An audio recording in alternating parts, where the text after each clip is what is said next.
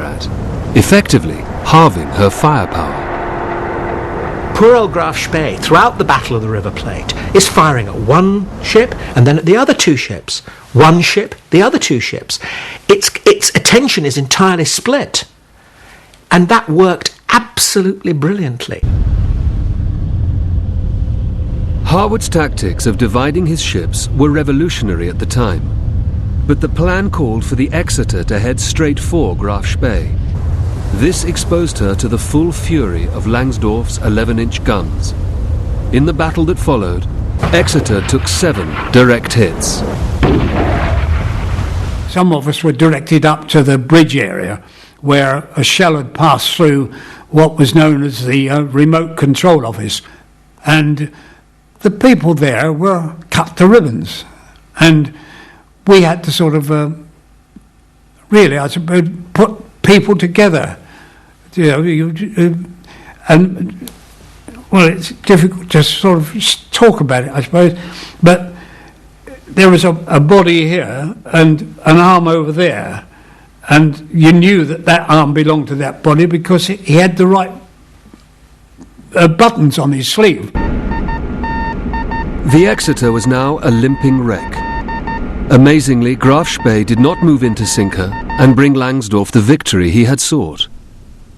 But for Kurt Diggins, the answer lies in Langsdorff's character.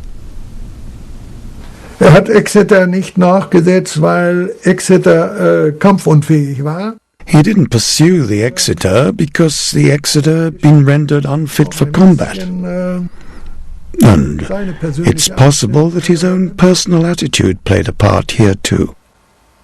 Warum soll ich jetzt, Why sink a ship if it would entail 600 or 700 men losing their lives? 100 Menschen ums Leben gekommen wären. Graf Spee now turned her guns on Harwood's other 2 ships. 7 men were killed on Ajax, 4 more on Achilles. When you hear them land, it's an almighty percussion. Because we're down below on a deck, and as you come down below, there's a steel hatch, and there's a steel hatch there is around about 2'6" square, I suppose, yeah, that we went down through, and it with a wire lid, and that clang, stop, and you were shut in down there. I often thought afterwards, you know, it came to you, then there's fear after. Hell, what if something had happened? How the hell were we ever going to get out of there? At 7:40, after 80 minutes of ferocious battle, Harwood ordered the Ajax and Achilles to break off the action under a smoke screen. To Harwood's surprise, Langsdorff didn't pursue, but instead turned Graf Spee away. Accurate British firing had taken its toll on the German ship. The impact was recorded by one of Langsdorff's officers. Above deck they have punished us severely. What one sees there is disastrous. When from my control station I have to go to the command post or to one of the gun turrets, I have to cross the chief first aid post. The floor is running with blood. War sehr beeindruckt. Und It made a huge impression on him.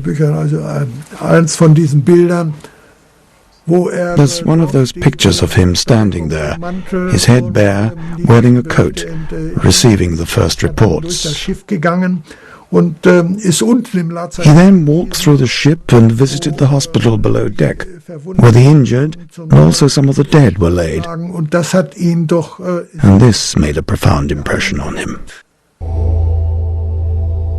Having finished his inspection of the damage, Langsdorff decided that his ship urgently needed repairs.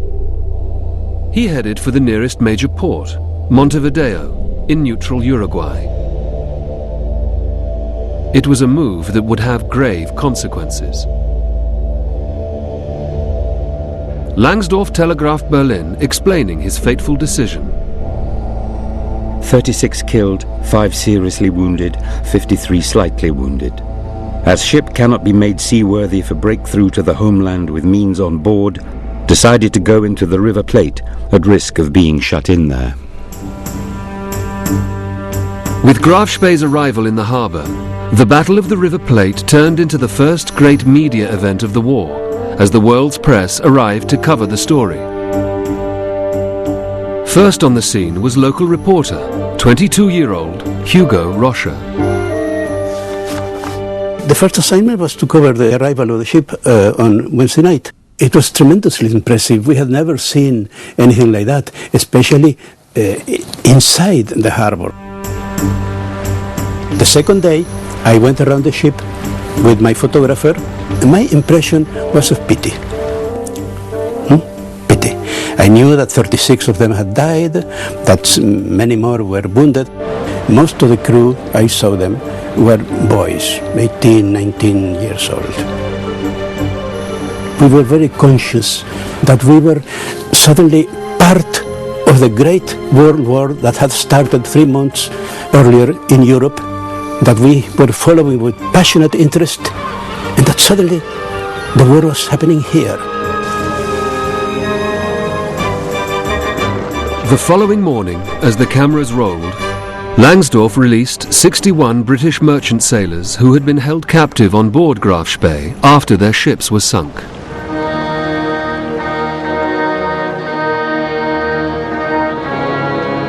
Langsdorff's next task was to bury his dead.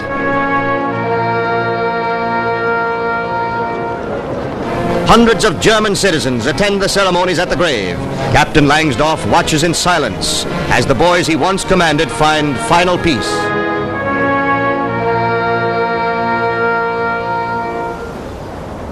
This is a good photo of the Graf Spee, isn't it? 66 years after he first sailed the seas around the River Plate, Bob Batt and fellow veteran Roy Dickey returned for the first time since 1939. They have come back to Montevideo for a memorial service and to remember their fallen shipmates.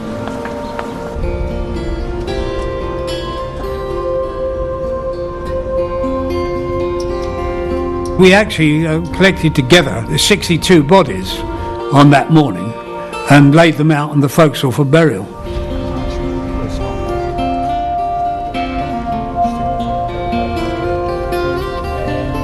And the captain stood there with his prayer book and read the burial service.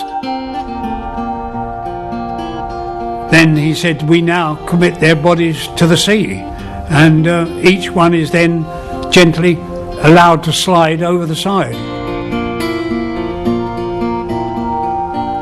The reality came home to you that you had lost chaps and that you knew. Oh, it did come home to you, really. As I can think of it now. I remember just watching those bodies slide down the plank, pipes and what have you. No, it does come home to you.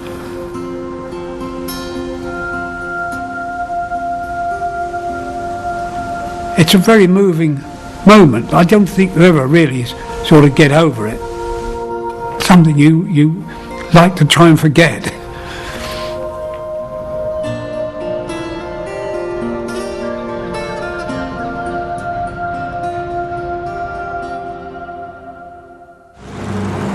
The morning after the battle, it was headline news across Britain. Here is the news. There has been an important naval engagement between a German pocket battleship and 3 British cruisers in the South Atlantic. I was at prep school in my last year. Stephen was in his first year, and we were rehearsing a play in which fortunately I had a very minor part. And I remember one of the masters coming in with the evening papers, and I saw them, and I was very frightened. But the news was good. Commodore Harwood had been knighted and promoted to Rear Admiral. Churchill, obviously and rightly, wanted to make much of what really was the first British victory in the war. And he did this in spades. I mean, he promoted father immediately. He had him made a Knight Commander of the Bath. He made the captains commanders of the Bath, and BBC press full of it, etc., etc. It was rather unkind because there's, father said,